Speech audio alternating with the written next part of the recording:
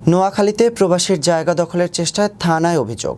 নোয়াখালী প্রতিনিধি আজিজ আহমেদ জানান, নোয়াখালীতে প্রবাসী মোহাম্মদ আলমগীরের জায়গা দখলের চেষ্টার অভিযোগ পাওয়া গেছে।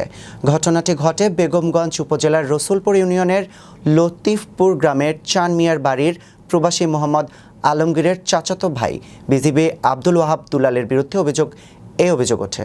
অভিযুক্ত বিজিবি আব্দুল ওয়াহাব দুলাল বলেন, আমরা 4 ভাইয়ের 4 ভাগে জায়গা ভাগ করে দেওয়া হয়েছে, কিন্তু মোহাম্মদ আলমগীর আমাদের মালিকানা জায়গাও ভোগ দখল করে আছেন। আমরা জায়গা ফেরত চাই ও সুষ্ঠু বিচার দাবি করি। এই বিষয়ে মোহাম্মদ আলমগীর বেগমগঞ্জ মডেল থানায় একটি অভিযোগ দায়ের করেন। আজ এই জায়গাটা ধরেন না, আমরা আজ থেকে 200 বছরের আগের জায়গা। আমার দাদা তুমি দাদা এরপর আমার বাপ হয়েছে, তারপর আমরা পাইছি। এই জায়গাটা আমরা ইউজ করতেছি, এটা আমাদের জায়গা, আমার ঘরের সামনে জায়গা। এই জায়গাটা আজকে ধরেন না, এই 1-1.5 মাস আগে আমার স্বাস্থ্য ভাই মাসুদ এই আই করলে এটা হের জায়গা। তো আমি হেরে করলাম যে এই জায়গাটাতে তুই হাইছ তো দলিল আছিলি, দলিল না হে গাছ ধরে এটা ব্যবহার করতে নিতে চাইতেছে।